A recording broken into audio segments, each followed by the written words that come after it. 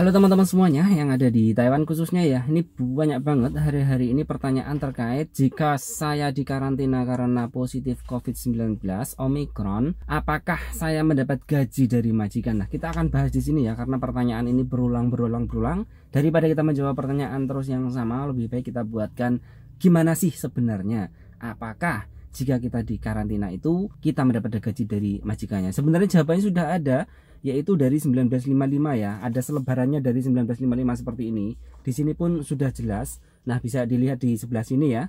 Nanti saya taruh di sebelah sini itu seperti ini ya. Pertama, hak tenaga kerja yang terdiagnosis COVID-19 dan berkontak erat itu sudah diatur. Cuman karena fakta di lapangan itu kan berbeda-beda. Nah, jika Anda adalah terdiagnosis, baik yang menjalani perawatan di rumah, 1, pengobatan di pusat karantina terpusat, 2, hotel karantina yang diperketat atau rumah sakit, maka tenaga kerja dapat mengajukan pertama cuti sakit, iya enggak? Kalau kamu terdiagnosis maka cutinya cuti sakit. Nah, cuti sakit ini wajib memberi separuh gaji, yaitu ketika gajinya 20.000 ya 10.000. Itu maksimal 30 hari per tahun. Jadi kalau kamu di karantinanya 7 hari ya tetap masih dapat separuh gajinya. Di 7 hari itu ketika kamu gak kerja maka bisa mengajukan separuh gaji. Kemudian mengajukan cuti tahunan. Jika cuti tahunan belum diambil bisa. Jadi kalau kita udah 3 tahun itu kan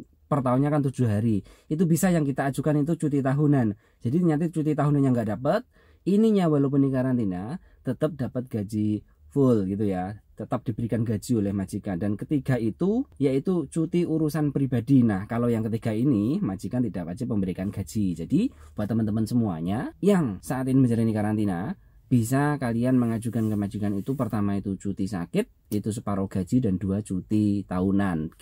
Majikan saya ambil dah cuti tahunan saya untuk karantina ini, maka tetap dapat gaji full, tapi cuti tahunnya hilang. Nah, itu pertama ya.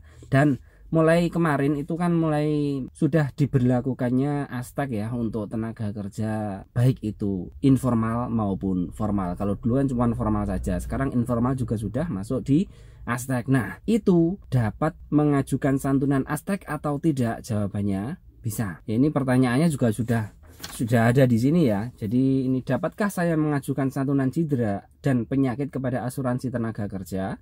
Pertama, perawatan rumah sakit. Kedua, perawatan di pusat karantina terpusat dan hotel karantina. Ketiga, perawatan di rumah. Karena menjalani perawatan sehingga tidak bisa bekerja dan tidak mendapatkan gaji semula, gaji sebagaimana mestinya, maka dapat mengajukan santunan cedera dan penyakit terhitung mulai hari keempat sejak tidak dapat bekerja. Jadi selain dari majikan itu mendapat gaji ya, ketika kita minimal separuh gaji lah, kita juga akan dapat santunan dari Astek kita. Dan itu Astek sekarang sudah berlaku untuk semuanya ya, untuk baik formal maupun informal ya. Tergantung kalian sudah didaftarkan majikan atau belum, tapi semuanya memang diwajibkan. Jadi ini silahkan diurus kalau tahu jalannya. Nah kemudian selebarannya adalah jika Anda berkontak erat dengan orang terdiagnosis, maka harus isolasi mandiri 3 hari. Itu tenaga kerja dapat mengajukan cuti isolasi pencegahan pandemi. Tapi di sini majikan tidak wajib memberikan gaji. Jika tenaga kerja tidak menerima gaji, maka dapat mengajukan subsidi pencegahan pandemi ya. Ini kalau dia berkontak erat, dia tidak positif tapi berkontak erat. Kemudian swakontrol kesehatan 4 hari berikutnya.